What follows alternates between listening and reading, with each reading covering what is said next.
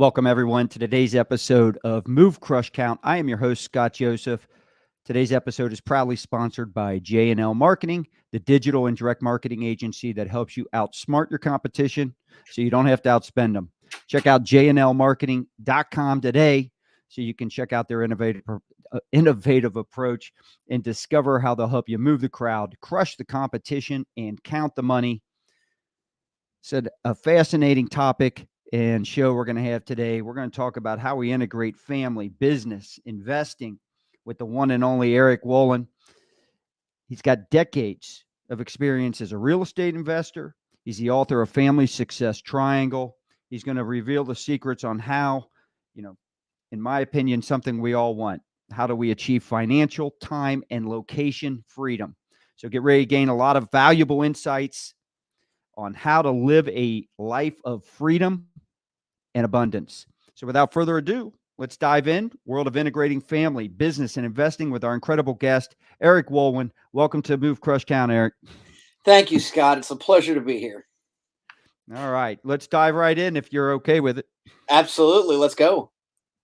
All right, so how'd you first discover this concept of integrating family, business? And by the way, I follow you on Instagram, so I see your wife in there. I see your son in there. But how did you discover this concept of integrating family, business, and investing, and what made you realize its potential for success? I wish I could say I sat down and wrote a business plan and have a fancy degree. It was the opposite of that. It was out of sheer necessity.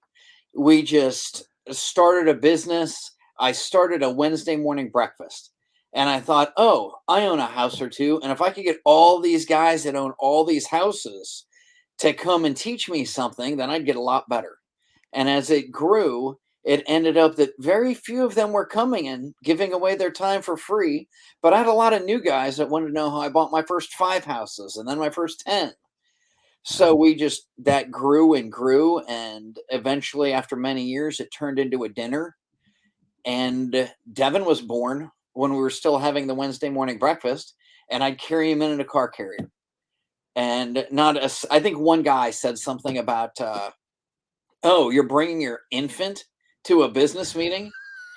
I said, yeah, and I'm the one giving away free advice. If you don't like that, then that's fine. You don't need to be here. So, yeah, I just took him in with me, and it kind of started there. And by the time he was old enough to walk around, he'd walk out of our little private room, and there was a kid's toy area right outside the private room. So we're in a pretty small area. I'm not worried. He just wanders out. We keep teaching, go for an hour and a half, sometimes 2 hours, and he'd play in the kids area. And then I noticed after a couple of years, and I'm talking, he's like 5 or 6 years old. He sits in there for a little bit longer and pays a little bit more attention to the meeting every time. And then he's asking questions. And imagine my surprise when he starts answering the new people's questions. And somebody comes up, says, oh, yeah, how'd you do this? And he looks and just replies, well, you buy low and sell high, or something that he heard over and over. And I realized he's really learning this stuff. So then we took a more active approach at training the next child that came about 2.5 years later. And by the time Devin was 5 years old, he walks up to me. He's gone to meetings every week of his life and says, Dad, I think it's time for me to start investing. And I was sitting in this chair in this office, and he's standing right beside me. And I'm thinking, what do you tell a 5-year-old? How do you start investing when you've been telling him his whole life? I mean, how many parents are out there that say, oh, you can do anything when you grow up? I mean, you can be president if you want. And if one of the last 2 or 3 presidents we had doesn't prove anybody can become president to you. Yeah. So I said, all right, well, Devin, I think that's a great idea. And I'm racking my brain trying to figure out how can he do this. His next question is, Dad, what do I invest in? And I gave him exactly the same advice as I give any mentoring student. Invest in what you know. So he thinks really hard and says, Dad, I really only know Legos, because he's 5 years old and he plays with Legos every day. It's his favorite thing. And I said, well, good. Go find a way that you can make money with Legos. That's all investing is. And then he comes back like 2 days later, and I didn't even know exactly how he figured this out until my wife wrote her section of Family Success Triangle. So, like a year ago, I figured out how he actually got to the conclusion that they retire a set, and if you buy it, it frequently doubles in price in a few months, and then you can sell it at a higher price. And that was his first investment. Which, no, he didn't do it right. He messed everything up. He didn't hire professionals, just like a lot of adults. Oh, I don't need a realtor. Why would I give them 6%? And then it takes forever on the market, and you have far more holding costs, and you don't end up getting the highest price, all because you tried not to pay 6% to a real estate agent. Well, he learned he didn't want to pay 10% to eBay to sell it, and he tried Craigslist. And then the price of the new or the old one dropped because Lego came out with a new Death Star. So that hurt. But he learned incredible lessons from his first investment. And by the time he was 7, he bought his first house.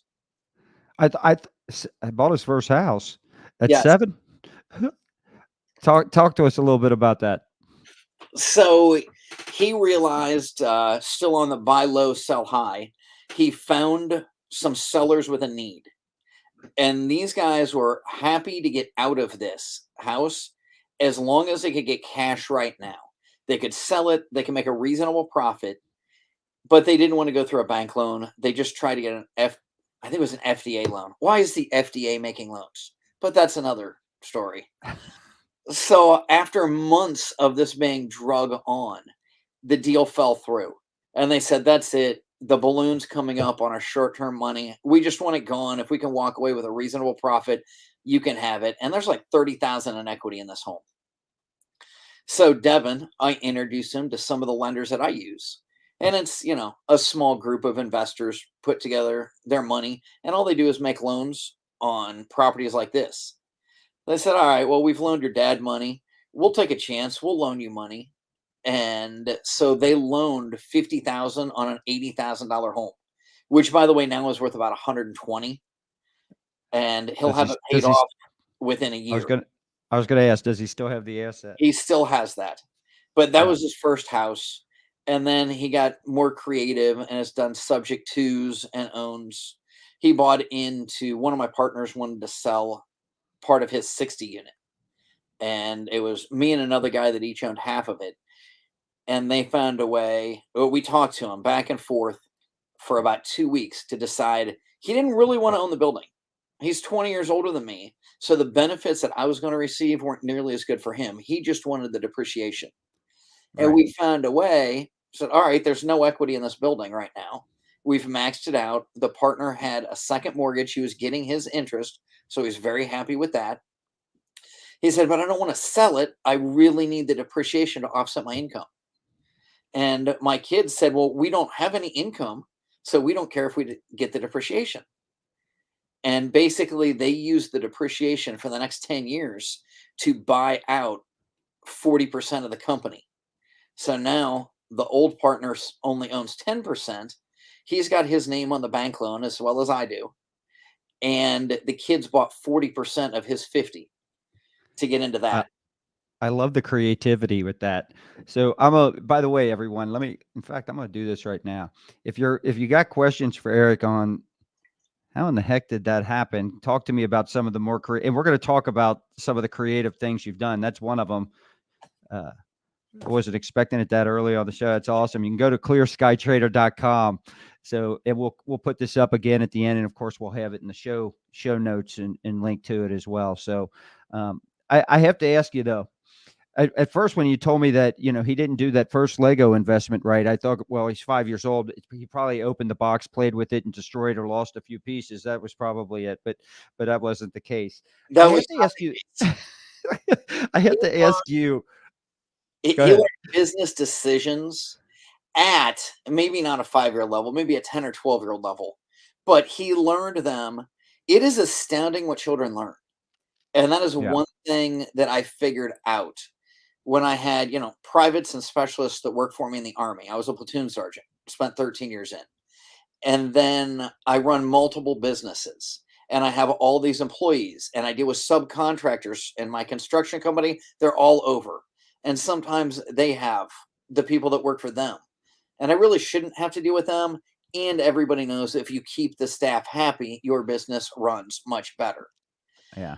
So I found that the same ways that I train the people that worked for me in the army and worked for me in business, that was my life. That was my background. That's what I used to train my children. And it worked out very well. And the stuff that my children taught me, or I learned from making mistakes with them, made me a better boss in my businesses. So I do something with my daughter along the lines that I've integrated her into some of the business stuff I do. And I'm curious when I hear this story about your son. I mean, obviously we can get into how it's benefiting him and stuff like that, but how has it impacted you? Well, for one, everybody asks about it. And it's not a, hey, how'd you get your kids to do this? I Yeah. have had multiple people that say, my kid owns this. No, they don't. Daddy bought it. Daddy put it in their name. Yeah. And I don't do that at all. I do not loan them money because I believe the most important thing, no matter, I don't care if you have $2 million sitting in the bank, you can go out and buy one building and that's gone. You are Hmm. always going to need to learn to raise money. You have to be confident enough to talk to your investors and confident enough to say, I don't know, but I'll find out. Yeah. And if you can learn that at a very young age, what are the children that go to school learning? If you don't know the right answer, you failed. And I just don't believe that. You Yeah. say, crush your competition. All right, maybe we can crush them, and maybe we can find a way to take what they're really good at and use it to make our business far better and Yeah. share some of the things we're good at. And then we're not competitors anymore. Now we're a symbiotic relationship that helps each other grow. Number one mistake I probably, and I've said this repeatedly on a lot of different episodes. Number one mistake, if I look back, I wish I would have brought more outside people in and developed stronger relationships, even with competitors, um, early on. A lot of whatever success was achieved could have been done, could I have been multiplied and done quicker with oh the yeah, help of others. absolutely agree. And the thing is, I don't know what all you know about us, but we homeschool our kids. We're very active in homeschooling. I didn't even know that there were curriculum. Like, well, oh, that's awesome. What curriculum do you use? We don't. I didn't know there was a curriculum. We just made it up. I figured I'm a fairly smart guy. I have a bachelor's degree. So does my wife. And even though I have a couple of best-selling books, I'm not great at writing. I was much stronger in science and math. My degree is pre-med. So I had no problem teaching that. And my mom was basically a college English teacher. So she That taught helps. them to write and to type and all this stuff. My penmanship's awful. Thankfully, I have a secretary, and now we have voice to type, whatever they call it. But yeah, you don't need to be that great if you have a good message to get out there. And Yeah. nobody knew when we were in school, there was no such thing as social media. I mean, we barely had an internet. We were just getting computers when I was in grade school. And how can you think that you could prepare your children for what they're going to experience 20 years from now by memorizing something written in a book 10 years ago Yeah. before a podcast and these things that we're doing? This was never a thing until we had the internet. And some of the 20 and 30-year-olds will laugh and say, I'm an old man. I'm only 48. It was not that long ago. It's not ancient history. Yeah. I could remember when I started the agency. First off, we weren't emailing anybody anything. We were No. faxing contracts, Oh, and yes. then every now and then I'd run into a client that didn't even have a fax machine, and I had to fax it to the business across the street, and he'd go over and borrow their fax. So I I mean, people every now and then, maybe it's been a year or two, but it hasn't been that long, where I have generally an older realtor or something says, hey, let me fax you the contract. Yeah. God, I haven't had a landline in so long, but we do have a fax number. If you want to fax our office, you can fax it and it comes into my email. But Yeah. nobody If does that someone anymore. if someone said, "Hey, I'm gonna fax you," so I wouldn't even know how to respond to them. I wouldn't even know if we get it. I don't even know if we get faxes here. I'm sure we do, but I don't know how it works. What, you brought up homeschooling. That's something that we're gonna do. I'm gonna let my current daughter, um, the one that's in grade school, get through high school. She'll be going into 8th grade next year. But our youngest daughter, who's, um, 11 months old, she's probably gonna be homeschooled, and I'm assuming, and we're gonna skip forward real fast because at the start of this show, when I was introducing you, we talked about revealing secrets on, um, how to achieve, freedom when it comes to finances and time and location, and I'm gonna assume homeschooling, when I heard you say that, I'm thinking location freedom, jumped into my head. Talk to us a little bit about that. That is a very, very important part. I mean, you have to plan your trips around. We live in Ohio, so we go to Yeah. Cedar Point, and Yep. we always go on a Thursday at the very beginning before school's out or after it's over, because there's nobody there and you could run as fast as you want and there might be a 2-minute wait to get on your next big roller coaster. Yeah. So you can do things like that. If it gets cold and miserable in the winter, then we fly down to Florida and we spend a week there and life Yeah. goes on. If you look, one of my last Instagram posts was vacation schooling. We are sitting underneath an orange tree in Scottsdale, Arizona, in a friend's backyard. They're like, "Oh yeah, I'm traveling. My house is normally an Airbnb, but we'll lock it out for you." So we're sitting at her house in the backyard and they're doing their schoolwork. They're learning there. You don't Yeah. need to have a set schedule. You don't need to have a classroom. My kids have desks, but they do as much business there as they do schoolwork. Most of the learning is done on the road where you want to learn about the Constitution, then go to DC. We Yeah. just spent most of last week at the Ohio State House and we testified to get a law passed. And they sat in the front row of the committee chambers watching what happens. How does How the it works. Congress actually work? How does the subcommittee actually work? Then we went to a reception with a bunch of politicians and they got to shake hands and meet and talk to senators and representatives. And what Uh, can you read in a book that will teach you as much as they learned in 2 hours there? Nothing. Nothing. That's a great example. And by the homeschooling too, you're also being able to kind of control, get to focus on just learning what they need to learn and not all the other stuff that, you know, To breach we an don't need the school. Yeah, I'm we don't need sure the I'll annoy schools people being. with this, but somebody, it started out when we started homeschooling, I don't know, 12 years ago, whatever, when Devin was a kid. It was not nearly as well looked upon. And Yeah, people, I they would agree. always assume that it's the mom doing it. I had a little bit to help. I grant, absolutely. My wife Lila does all the paperwork and keeps us legal. And Yeah, I still do a lot of the teaching, but yeah, it takes both of us. And you know enough. You don't need to know everything they're teaching. I found that we were shying. I remember, really, what do we need? Fourth grade math. I can do cap rates and all this other stuff and advanced math in my head. And you know what? I don't remember calculus. I might have had 2 semesters in college, but I don't remember any of that. So we bought books that they could learn from. And Devin just went and tested it. He tested out of advanced placement. By the way, he's just turned 16. So today he retested because when he started college at 12, he didn't do well on his placement test in math. But he did good enough to get into physics. So he took physics in college at 12. He's had multiple, public speaking. He's getting an entrepreneurship degree and should graduate from college before he turns 18. And that counts as high school and college for him.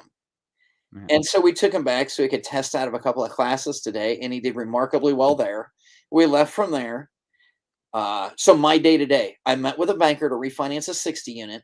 Then I picked my son up from his college testing, drove him to his driver's school because I'd really like for him to get a driver's license so I can quit driving him around. And now I'm on this show with you. So That's that's, great. there is no typical day. This is just what we do every day, and our kids learn not to sit down, shut up, and memorize.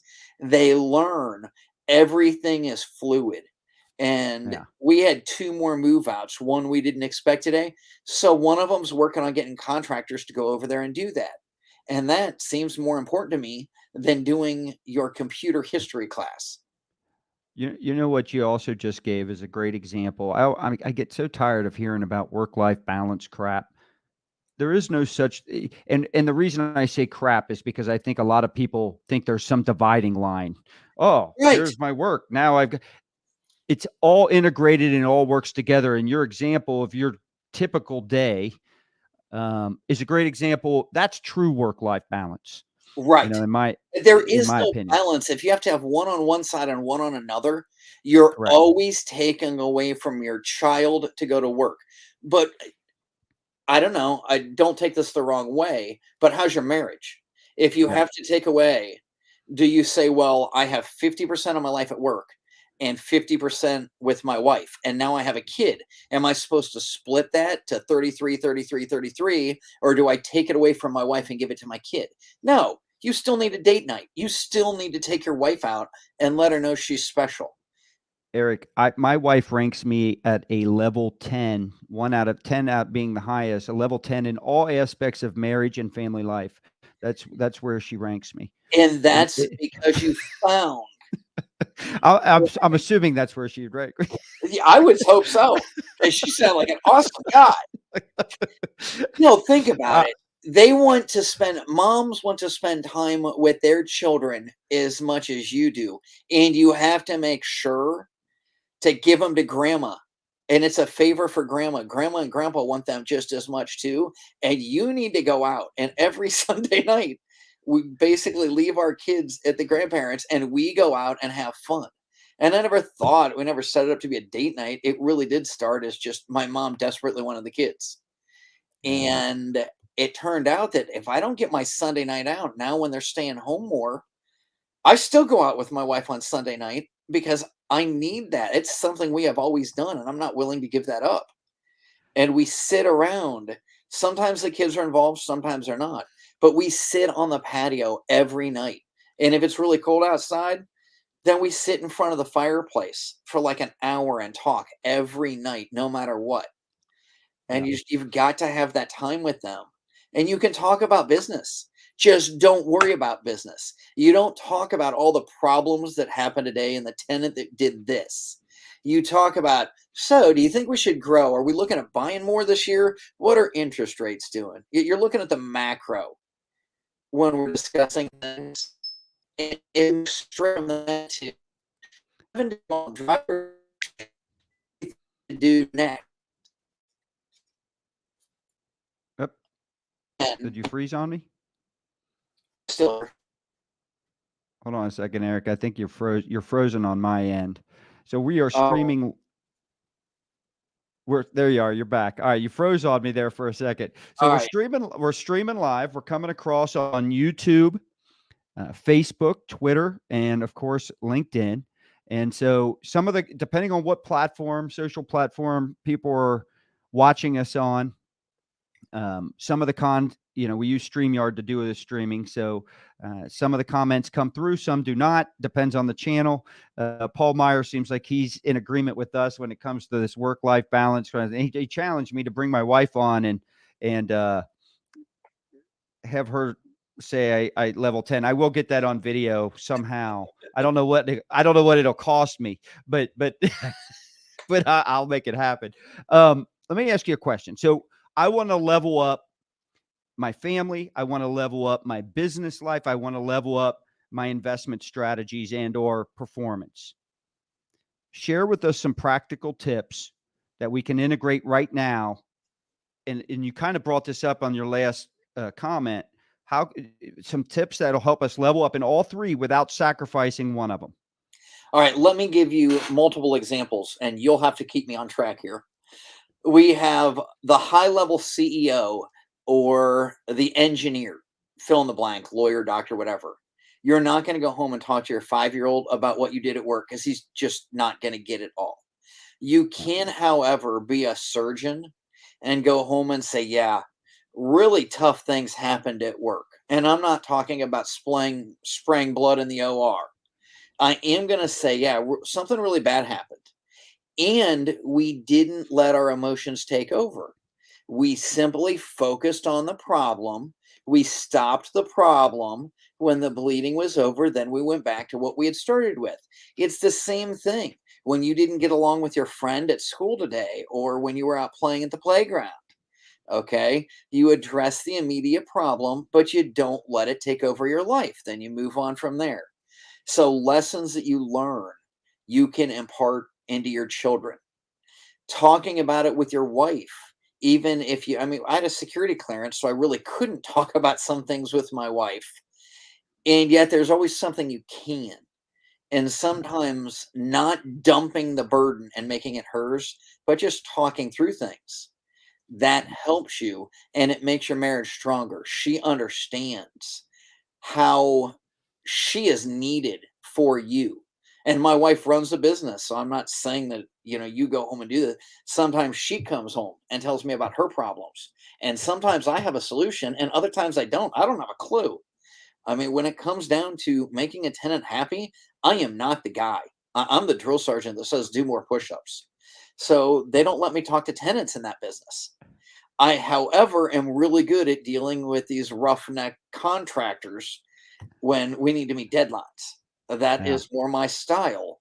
So I tend to step in and do more of that. And she deals with the more touchy feely stuff. Figure out what you're the best at. Discuss the big picture at home. Literally, the first chapter of our book, I believe, is the big picture. Don't get hung up on the little things. Of course, you have to pay Yeah. attention to detail. And if you focus on, does the decision I'm making today get me closer to where I want to be? And then you teach your children, this is how I made the decisions. I looked at the goal I wanted. I planned backwards from there. And I didn't react to every trivial thing that came up. Sure, you have to deal with the surgeon's bleed. You have to deal with the bad move out. You have to deal with whatever. And you just move on from there. If you have a job and say, well, I don't have any of those luxuries, I am getting carts. I just read, I actually wrote the forward, awesome book. Found is coming out in a couple of months. A friend of mine's writing it. And he knew that his job was to provide for his family. And he didn't have any income. And rather than losing their home and not feeding his kids, he got a job. And the only job he could immediately carts. And he didn't like the way he felt. I mean, how many people listening would feel downgraded? I remember Yeah. working at Burger King, and one of my friends from high school saw me.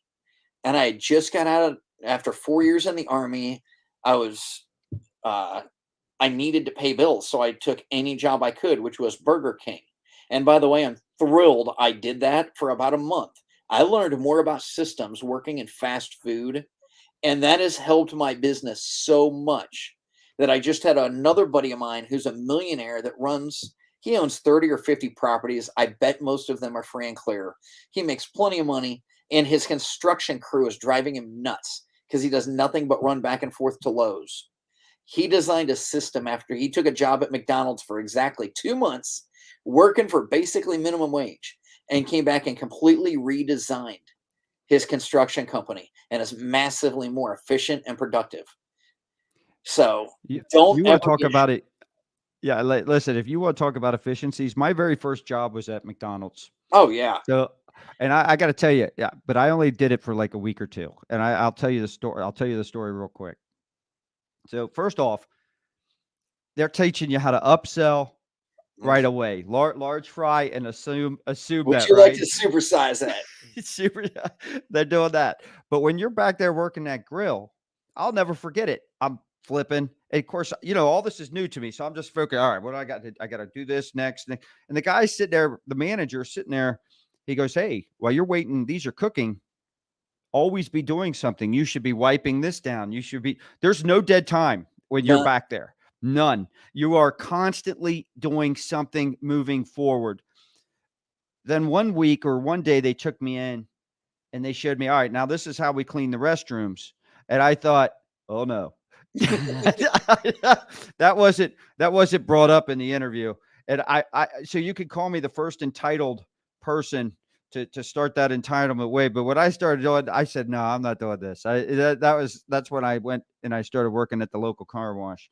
But the well, you bathroom can thing was look a deal at it, breaker. and you can look at, I don't want to clean the restrooms. Correct. And I'm covered in grease, and it's just I'm cleaning out. I hated that job. It was the worst, and I only did it Yep. once or twice. I was there for a month, but I Yep. promised I wouldn't quit without giving 2 weeks notice, and I wouldn't Yep. give 2 weeks notice until I got a job making, oh, this is sad, over $8 an hour working in an emergency room somewhere, and that was a decent wage then for a medic. And sure enough, 2 weeks later, I got hired in at the hospital and gave my 2 weeks notice, hence my 1 month. Yeah. But yeah, this guy, James, who wrote Found, he didn't feel good about himself. All the great stuff he had done in his life, and now he's just the cart boy. And so he said, that's it. It's my choice. I can choose to look down at myself for cleaning the bathrooms or cleaning the grease traps Yeah. or pushing carts, or I can change my circumstances. So the next day he came back to push carts and he wore a suit. And everybody assumed he was a manager. They looked at Yeah. him differently, they treated him differently, and he'd take the carts in with the new customers asking him, and it was one of these membership places, and then he'd talk to him and sell him a membership.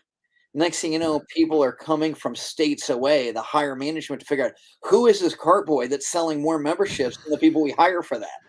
So Well, he he probably also, by dressing that way, not only are people probably looking at him and treating him, but he also internally probably felt a little different you too. got to feel better about yourself. I mean, look at what I have Yeah. on. I don't Yeah. need to wear this, Yeah. but I can. And I always try and dress just one level above the people that I'm Yeah. working with that day. So I was meeting with bankers, I have a nice suit on. And Yeah. other times you'll see me in a Tommy Bahama shirt. It's still a nice shirt, and it's way more comfortable when it's hot out. So, Yeah. you dress the way that is appropriate for where you are and what you're doing, or one step above. Don't complain about where you are, or you'll never get promoted. And if people see you acting far above your position in life, they're going to move you to the position you're acting like. So when I listen to some of the tips that you just gave for leveling up those three areas, I sit there and I want to go back to the one about teaching your children, teaching the kids. Really, what I hear in what you do may not be as much about what you say, and it's more about what you kind of do and the example that you're giving. You Um, always need to set the example because children yeah, never learn. Take your stereotype of the teenagers. How much do they listen to you? My kids actually listen to me. An adult said, "Why are you doing that? Does your dad beat you at home?" And I'm sure he said something like, "Not that often anymore," or something. just But mentally. yeah, no, but he never considered. He was just brought up. He looked over and goes, "Look, I can fight about this, or I can just do it. And in the end, I'm going to end up doing it anyways. So why not get it done quick and move on to something I'd rather be doing?" Yeah. And that's the I, way every job, I don't care if you're the CEO of a Fortune 500 company, there is some time where you need to do something that you don't think you want to do, and yet it needs done. So shut up and do it. That's yeah. why you're in charge. I try to give my kids advice, teach them, and I can honestly say not a one of them out of the four listens to a word I say. But I'll tell you this: I started taking my daughter, one of my she's my third child, Sophia. She's started taking her to a couple business conferences that Mm, deal with whether it's podcasting, online marketing type stuff. Um, because she's shown an interest in it. At the time, she was only 12. And I mean, she's got her notebook out, her highlighters. She's taking notes like it's, and I'm thinking, and I had to kind of, I worked a little bit harder than I normally would at this conference. I'm attending, normally I put in some dead space in there, but I mean, I was workshopping left and right because I wanted to set the right example and say, So like, you know, you're when dad, telling me your 12-year-old taught you and showed you to work harder, or you wanted to do it because of her? And yes, I was motivated more to make sure that it was bell to bell and show her this, if, because I didn't want her thinking work was this casual. Oh, I think let's go grab a coffee and let's go grab lunch. I wanted to set that example. And to her credit, I mean, she powered through. And then, you know, we would do something fun like dinner. I took her to Epcot. It was in Orlando. I took her to oh, Epcot of course you do. after 5 o'clock and stuff, and got some dinner up there and worked in a little bit of fun. But I mean, today she's got her own YouTube channel. She's approaching 3,000 subscribers. She's only had it for like a year. That's Um, incredible. she took the notes and applied, made her write out a business plan, and she did that. And now that she knows how to use Chat GPT, I mean, look out, she's all over it now. But the other thing I noticed with that, and when I brought up the example thing is, you know, I've got a very strict morning routine, and lo and behold, I've got my daughter without me telling her. And this is rare for I think it's rare for 13 because that's, you know, usually they want to sleep into the last minute, and Mhm. as they enter those teens, she's up between 5 and 5:30 every day. She's working out. She literally reads her Bible, all this, and then eats her good breakfast before she goes to school. And by the way, I take these cold showers, uh, as cold as I can get them. And so she's even doing that. And I didn't tell her to do any of it. I was just, she probably overheard me telling, this is my routine. This is what I do. Um, I think they pay attention more to what you do than what you say. You think. Here's some stereotypes. Oh, if you homeschool your kids, they won't be adjusted. I'm telling you, meet my children. They have been Yeah. on the radio on multiple continents. We have been on Yeah. podcast and in front of Yeah. live audiences in a half a dozen states and spoken to over 2 million people since January of this year. Yeah, they do Yeah. pretty well in public.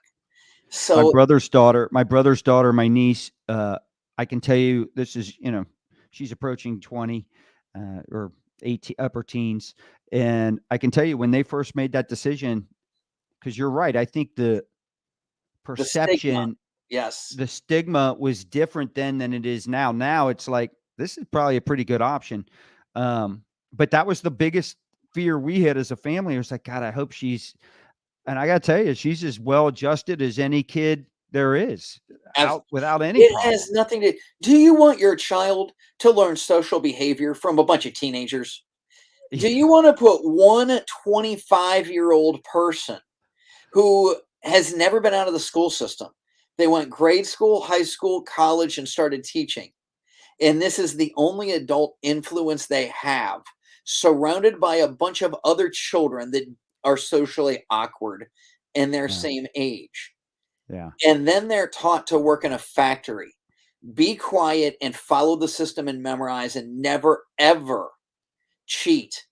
And what I hear is never ever use a team, never hire a lawyer, accountant, or real estate agent. You have to be better than everybody. You have to know everything. And if you don't have it memorized, you're not good enough and will fail you.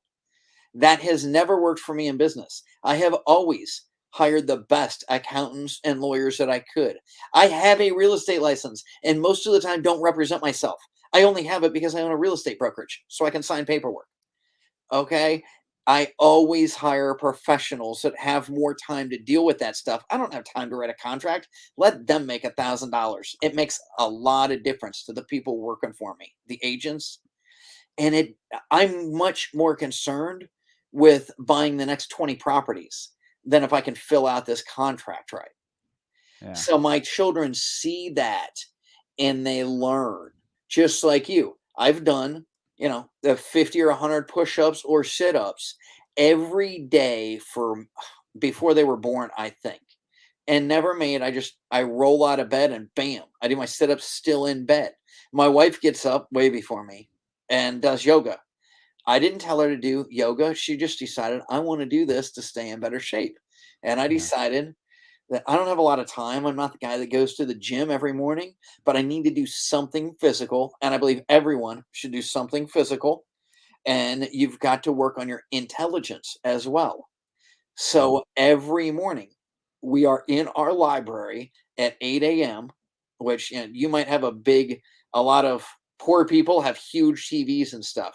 We have one TV in our house, and Wow. it's downstairs that we don't even go to until after 9 o'clock at night. And sometimes we go Yeah. for days without turning it on. But every morning at 8 a.m., the whole family sits in the library and reads a book. And we Yeah. read for at least a half an hour every morning. Yeah. That's nice. I try. I tip my reading besides Bible in the morning, but my reading typically happens before I go to bed. Um, And I mean, it's whatever everything. works. It's hard because reading also makes me tired. So it's like, which is good for me going to sleep on time and stuff like that. But at the same time, sometimes it can take a little longer to get through a book. But you don't use that as an excuse to not No, read. It's so correct. funny. We wrote all these books, and I was just talking 3 or 4 people today, uh, at one of the places we had to go to, the driver's training place. And one says, "Oh, I love reading. I love one of your books." So I autograph a book and give it to her. And Yeah, the lady beside her is like, "Oh, I don't read." And I was polite. I kept my mouth shut, even though my wife would tell you I don't have a filter. I said, my opinion is those who do not read have no advantage over those who cannot read. And yeah. the only That's difference a good between point. you today and you in 5 years is the books you read and the people you spend time with. So go out and work with incredible people. You want to know about real estate? Join your local real estate investment group. Yeah, If you're driving and you are blaring music, that's awesome. As a teenager, when you get your license, maybe if you want to improve your life, you'll never find me driving around in my sports car without a podcast on.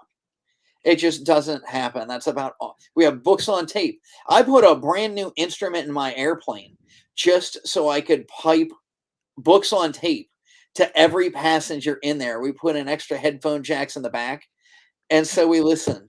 We flew back and forth across the US so many times. We listened to all 68 hours of Atlas Shrugged. I think that was my 11th time of reading or listening to the book. you can always stream. We'll give you all the rights to stream any and all Move Crush Count episodes to your passengers from this Oh, point forward. it's fantastic. We love that. But we always sit down and we all download the ones we want. Yeah, And you're always trying to do podcasts. Plus, you got a couple that you always like to listen to. yeah. And then Ethan pipes up, "Hey, Dad, I want to do more of my book." All right, so we listen to that for an hour or so. And then we listen to 2 podcasts. Oh, it's time to stop and stretch our legs and get some gas. But, I You mean, know, what a let great way me to. ask you. Let me ask you a question. I was last couple years. You've heard LeBron James say things like, "Man, I really want to at least try and play. One of my goals would be to play long enough to where I could play, preferably on the same team as my son." Wow. Um, right. And so, but after they just got bounced from the playoffs the other night, he started talking as if, uh, this could be it, right? He might retire. He's got to think through things. And of course, his son's not in the NBA yet. He's going to be a freshman, I think, at USC. And I saw a quote where he took a different position. And this is going to lead to my question, I promise. He goes, my son's goals, they may not be necessarily mine. And so, meaning his son may not. I mean, if you're his son and you want to make your own mark, I don't know necessarily as much fun as it would be. It may not be the best thing for your career to play with your dad, especially to someone with the caliber. Uh, It would be um, awful. Could you correct, imagine living in LeBron's shadow correct, or Tom Brady? "Hey, I'm the correct. Brady kid. What do you wanna do?" "I wanna play catcher. I wanna be in a totally different sport." You know, it's Yeah. Maybe I'll be a pitcher. That's close. But So, well, here's my question. Here's my question. How can we identify or align our goals as a family? Because we're all made up of individuals within that family, right? And our values. How do we align, identify these values, these goals with our business and investment strategies? How do you guys do that? that is an incredible question. We start with the end in mind. Okay. I believed that oil was probably going to be used in the future. I thought maybe that someday we'd come out of a pandemic and people would want to drive again. And I thought maybe that there wasn't enough solar power to switch to electric Okay. everything overnight. So when oil was trading at negative, they're like, I you remember that can day. sell it.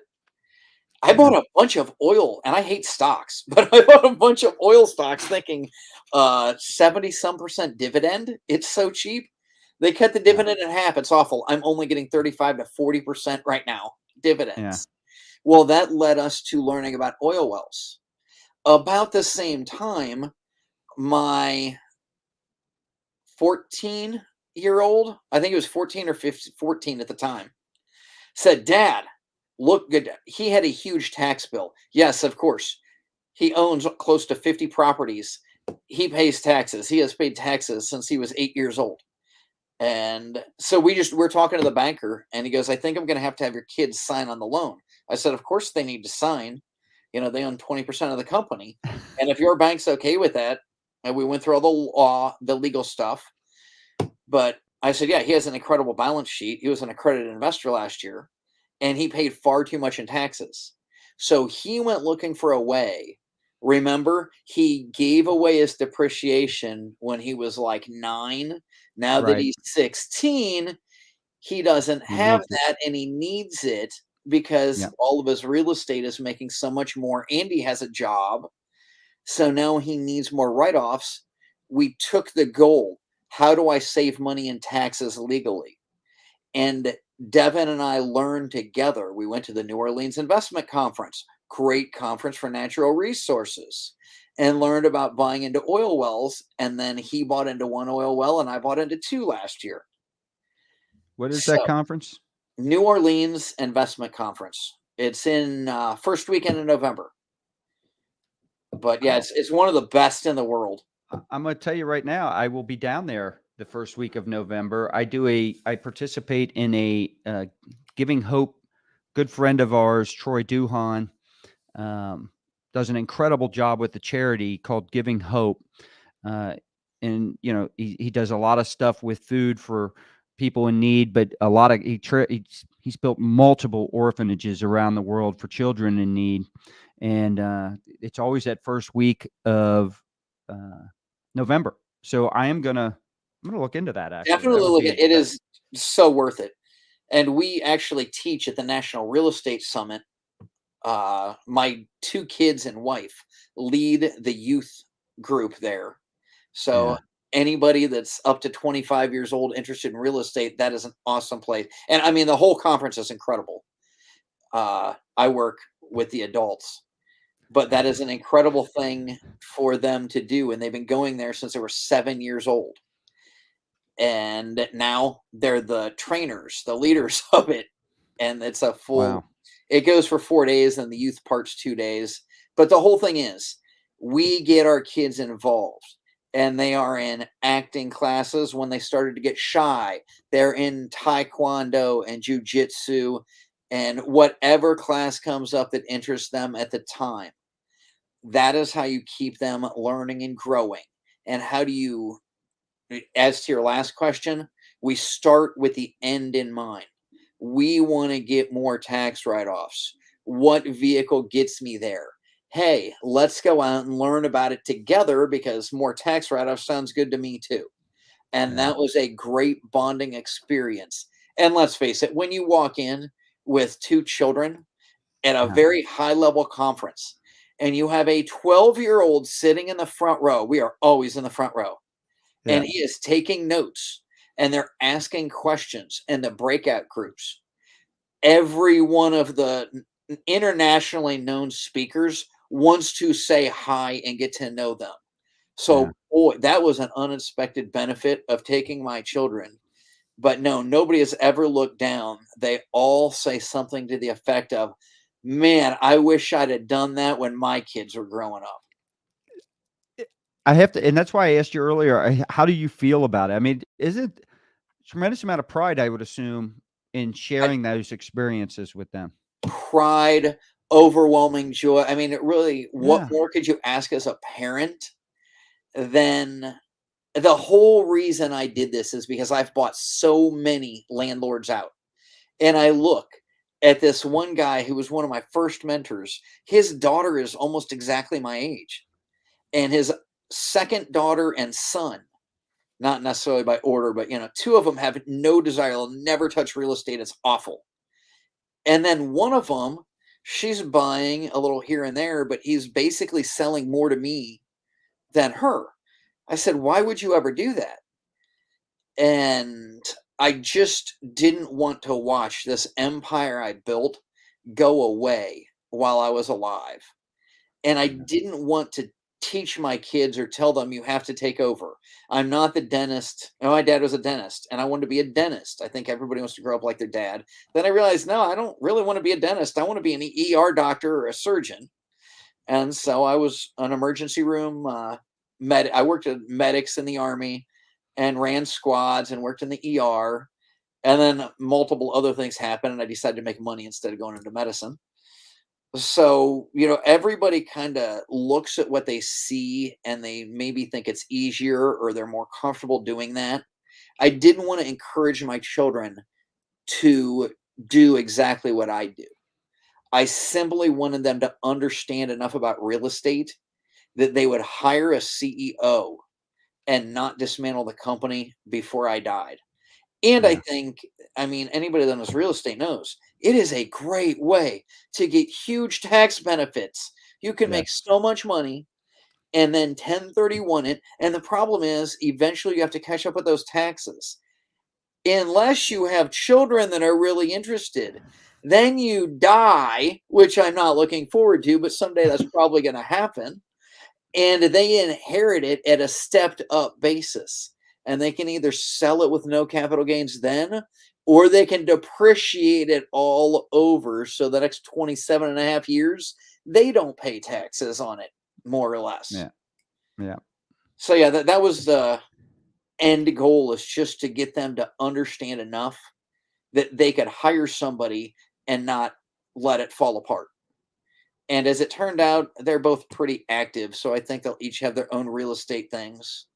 And who knows Nice. what they'll do. Devin, he is much more into the writing. He wrote his first book, If I Can Do It, So Can You, when he was 10 years old. And it took him a year to write. It's a great book, published at 11. So here's this kid, he's on podcast at 11 years old and is still speaking at 16 now. But he loves writing. And I was helping him edit the investing chapter 17 of his newest book, which will be his third one out. And he decided, I wrote this nonfiction book for adults to read when he was 10. And now, as a teenager, he is writing a series of books that teach basic fundamentals to other 8 to 25-year-olds. And Yeah. he Let is me tell you, all about helping them and teaching them the fundamentals of business like I taught him. that right there, for all the business leaders out there who have a good idea for a book, want to write a book, but keep coming up with excuses as to why they don't have one yet or haven't started. That should hit you. And when I say that, I'm talking about me. So, Yes. Well, let me tell you something. yeah. Just like every other thing in life, one, commit to doing it.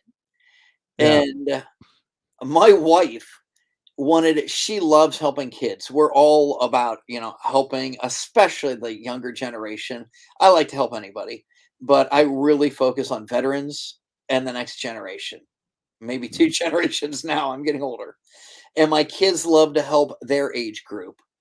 So my wife she's a Boy Scout leader, and she just shows up and helps do merit badges and stuff. All three of them leave me for a week. And Devin had just published his second book, and Mark Victor Hansen, as in Chicken Soup for the Soul, published his second book. Found out he Wow. wrote the first one. They met at a cocktail party at one of these meetings, and he goes, "You've got to write a book with me, and my company will publish it." So there is the garage. Then I start talking to Mark, and Mark says, "Oh, you and Lila have to write a book. My wife and children leave me for a week and go to Boy Scout camp, and I'm home alone. I keep waking up in the middle of the night, and I always have a pad of paper beside me. So I take notes, and then I run into the bathroom where I have a light, and I write more. And then I think maybe I'll be able to go to sleep if I just sat down at the computer for 10 minutes and type these ideas in." And 2 hours later, it's 4 a.m., and I wrote the next chapter of my book.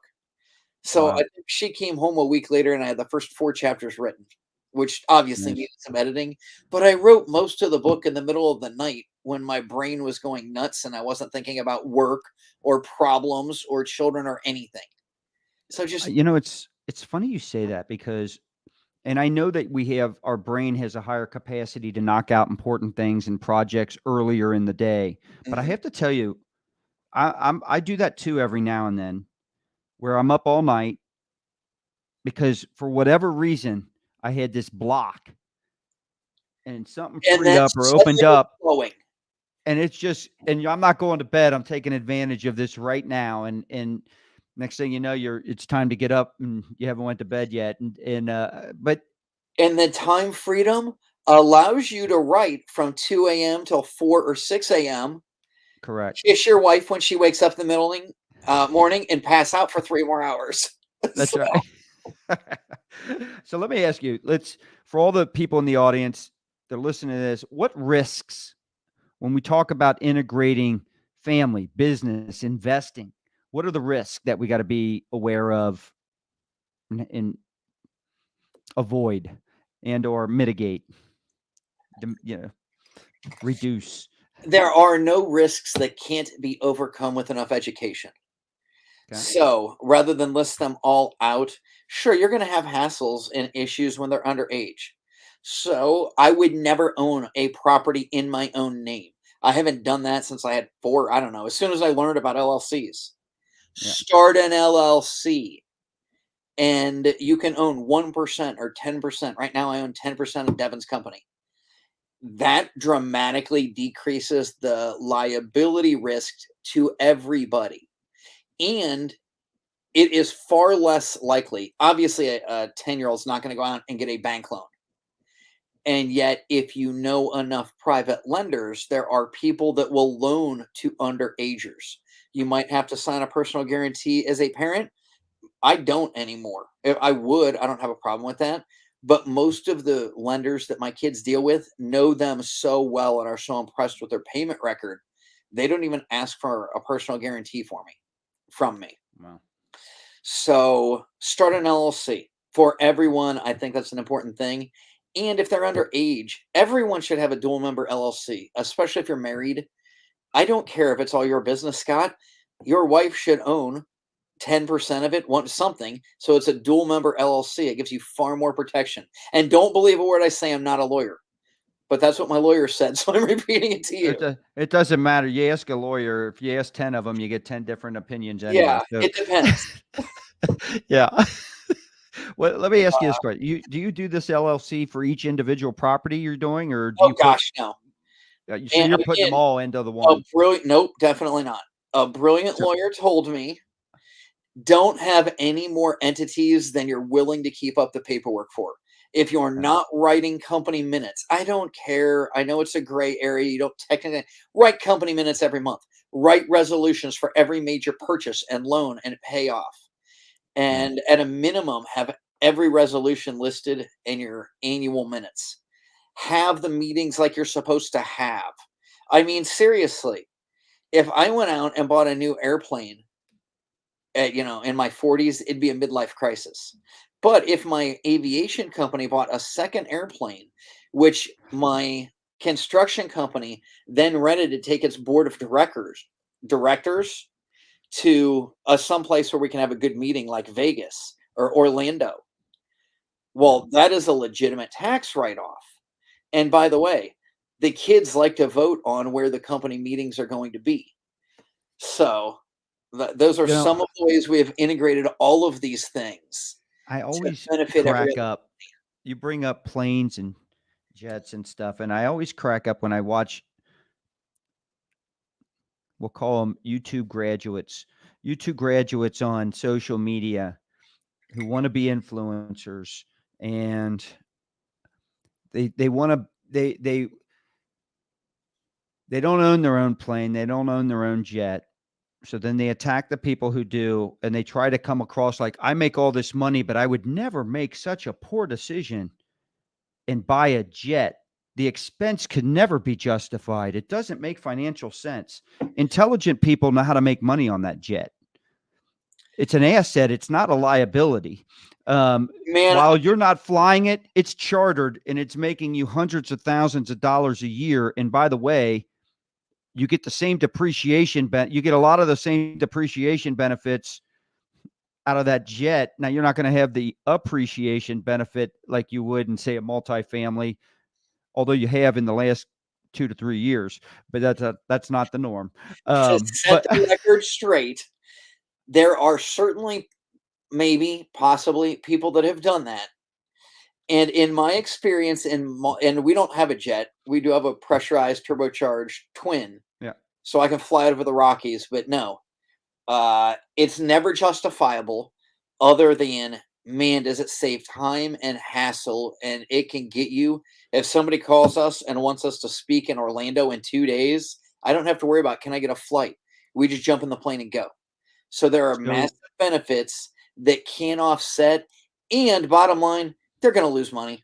This is so not I a way to make money. no, low, listen, no. So I got 2 of them. So I run them through. I've Oh, got 3 you do? different Oh god, I'd love to I've learn got about that. so I've got 3 dealerships that are scattered, and the guy that oversees the 3 is in a community, a small town where if he has to travel to the other ones, by the time he goes there and back, that's 2 days out of the week. Mhm. That's wasted. So we bought it for that reason initially. Now the first year we didn't charter it, and so yeah, we lost money, but Right. all the stores performed better, so we could somewhat justify that. But let's It just take it but that's for where I dollar. started. Yeah, I had But an office in a different city, and it was massively more efficient if I showed up once a week, and correct, driving there and back, it was correct. just miserable. But let's take all that off the table and let's just talk the investment all by itself.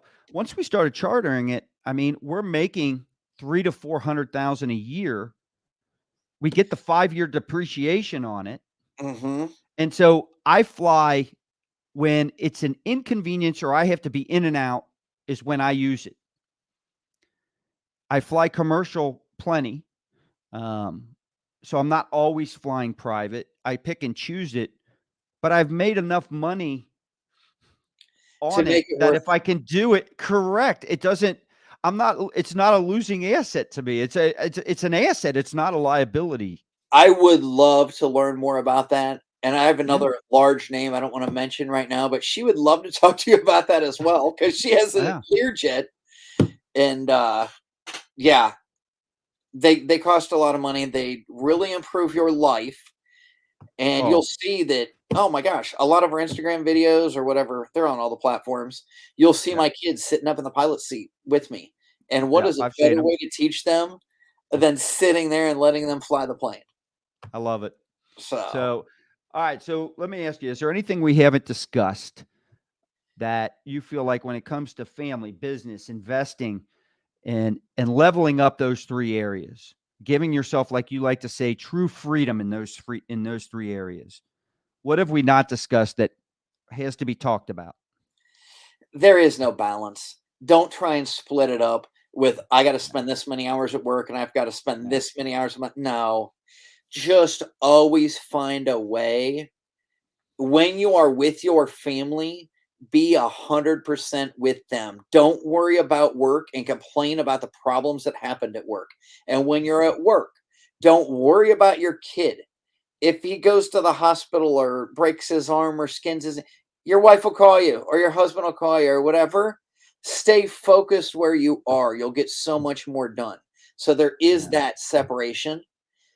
And when you're talking, you can relate your work problems at a general level, and your family will learn and grow from them. And it will make you grow together rather than grow apart.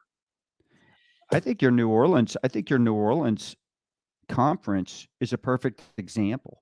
Every family, if you look hard enough, your children have an interest in something that could also benefit you. So you Yes. talked about your child had an interest in, I don't want to pay this tax burden anymore. And Hmm. you're like, yeah, I could learn from that too. Yeah. So my daughter wanted to do better with, she wanted this YouTube channel and she had an idea and a vision of what she wanted to do. And I'm thinking to myself, yeah, you know what? I could learn a lot on that too. I'm also thinking of, let's say um, you've got someone that's in, just in the, even let's take it non-business. Let's just take it the liberal arts and drama, and they're in plays and stuff.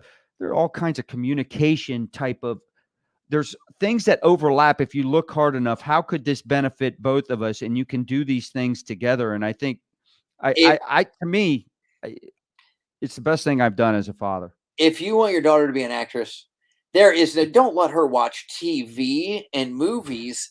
Show her a live play. And better Yeah. than it, take her to a business conference. Even if she Hmm. doesn't care at all about what's going on, preferably it would be better if she likes something about it. But say, Right. look at how well this guy works the audience. Look at how bad that one is. You see that Correct. lady, how she plays it differently? Because she's not one of the guys, and most of the crowd is guys.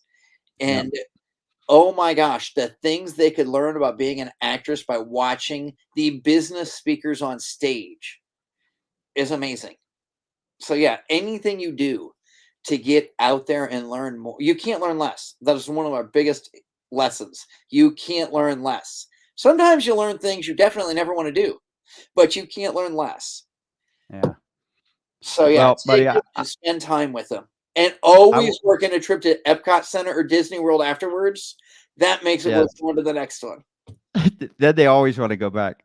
Man, I'll tell you, Eric, this was a great episode. I really appreciate the discussion and sharing with the audience today. It was great job. Thank you so much. I've really enjoyed this, and I'd love to talk to you more offline. Yeah, I said we're going to talk when I hit end broadcast here. We'll talk for a few minutes after that. We'll get together again. But that is a wrap on another episode of Move Crush Count. We talked a lot about integrating family, business, investing for unlimited potential with the incredible Eric Wohlwend. I got to tell you, if you want to reach out to him, we've got, if you're watching this, we've got his website scrolling there at the bottom, clearskytrainer.com. That's an easy way to reach him, but you're also all over Instagram. What's your Instagram handle? At Real Power Family, and you will see me, my wife, and my children on every social media outlet. I think we have our own Yeah. Twitters, but Yeah. at Real Power Family everywhere you can find us. Do that. And if you're listening and you didn't get a chance to watch that or write that down, obviously, we'll have that in the show notes as well when it releases on podcast. Eric, thank you very much. If MCC audience, if you enjoyed this episode, make sure you visit movecrushcount.com and please hit that subscribe button so you can catch up on all previous episodes and so you never miss a future one. You can also subscribe to us on YouTube. We stream a lot of our shows live on YouTube, Facebook, Twitter, and LinkedIn. Make sure that you catch those live streams and be part and join the community and get involved in it. Special shout out to our sponsor, J&L Marketing, the digital and direct marketing agency that helps you outsmart your competition so you don't have to outspend them. Check out jnlmarketing.com today and check out how their innovative approach will help you move the crowd, crush the competition, and count the money. Thanks for tuning in today. We'll catch you on the next episode, everyone. Thank you.